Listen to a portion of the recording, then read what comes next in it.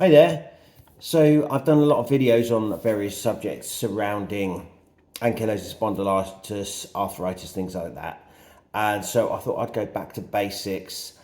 And because March is Autoimmune Disease Awareness Month, I thought I would just do a what is ankylosing spondylitis video. I'm sure I've done one before, might have been even my first one, but let's get it back out there again. So, what is ankylosing spondylitis? Well, it is a type of inflammatory arthritis. It causes inflammation throughout the body that then causes further problems, which I will go into in a second. It's an autoimmune disease, so your immune system effectively thinks that your body has something wrong with it, so it effectively attacks itself. So it attacks your own body, your immune system. Now, your immune system is there to obviously fend off things like viruses, colds, the flu, any kind of sort of nastiness that may enter your body, basically, and help your body repair itself. Now, with ankylosing spondylitis, that immune system is basically overactive and it's constantly working. So it's constantly looking for something to try and cure. Of course, if there's nothing there, it will go, I'll tell you what, I will just attack itself. So the main places that it attacks are things like the joints, the sacroiliac joint, the spine, the joints in the spine, things like, going from head to toe. So you've got your spine where it attaches to your neck. You've got shoulders, elbows, wrists, fingers, chest, so you can get costochondritis, which is horrendous. You've got going down to your hips, you've got sacroiliitis, I think it's called. I can't remember the names of them. But it attacks the joints in your hip and can cause the sacroiliac joint, and therefore it can cause nerve problems like sciatica down your leg, which is another horrendous thing. Knee joints, it can cause swelling in those. Ankles, heels, the bottom part of your foot and your toes. So it's literally every single part of your body that you want to move.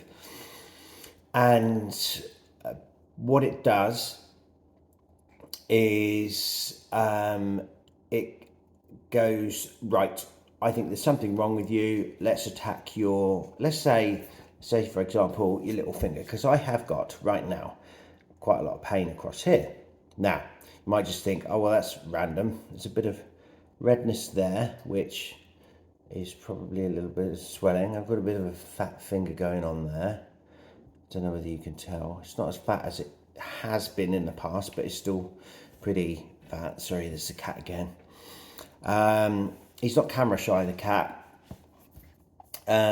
So basically, it thinks there's something wrong with this finger. I am going to send, whatever it needs to send there to make sure that I'm going to protect that joint from further damage. So what it does is inflame it, and that inflammation causes pain itself, and then over a course of time that can cause further damage, which we don't want. In your spine, for example, the more it attacks the joints in the spine. It attacks the spongy bits in between the vertebrae, basically. And then they start disappearing, those little spongy bits, those good bits. And if you imagine the spine like that kind of thing, these little bits, these little vertebrae start to fuse together. Eventually, your spine will look like that, if this is untreated, of course. And that is called a bamboo spine, which is where it's completely fused and you have literally no movement in it. It's like one solid bit of bone instead of multiple vertebrae down your spine. So as you could imagine, that's pretty horrific. Other parts of it, other symptoms that you might get apart from, the inflammation in various areas, you can get things like, costochondritis, which is swelling around the rib cage, which is, I think it seems to be quite common from what I have read in various forums and things. But a lot of people don't realise that it's costochondritis. It seems to be like, oh, I just have swelling in this area. And it's got a name. It's got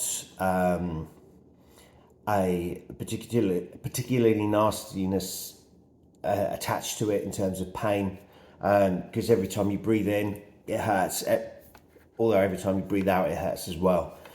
So that's quite a difficult one to kind of manage. The other symptoms that you can get, there's so many here, it's absolutely crazy. You go from your eyeballs can swell up, causing something called uveitis or uveitis, I don't know how to pronounce that one, which can eventually lead to blindness if you don't treat it.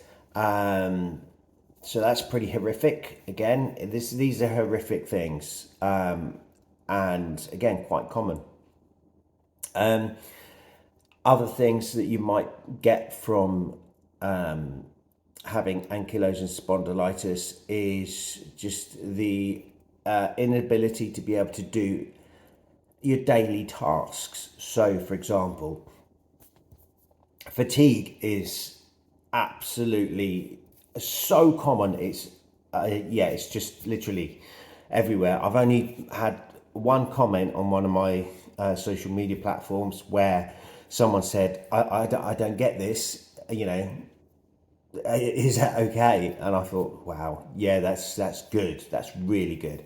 I mean, the fatigue levels can be unbelievable.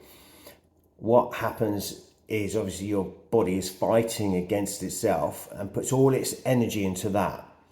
So you've got no energy left to do anything else. So imagine you've got the worst flu in the world, yeah? That, there's an end point to that. But what do? You take the day off work, you stay in bed, or you've got a particularly bad virus, whatever. Something's knocked you out, basically, something quite serious you've got, I know there's some people that are just going, oh, I'll just get on with it. That's fine, but there's no end in sight for ankylosing spondylitis in terms of, okay, I'll just get on with it today. If you do that, tomorrow, what have you got? You still got to do this. You got the same fatigue levels. You can't get rid of it. So there's that.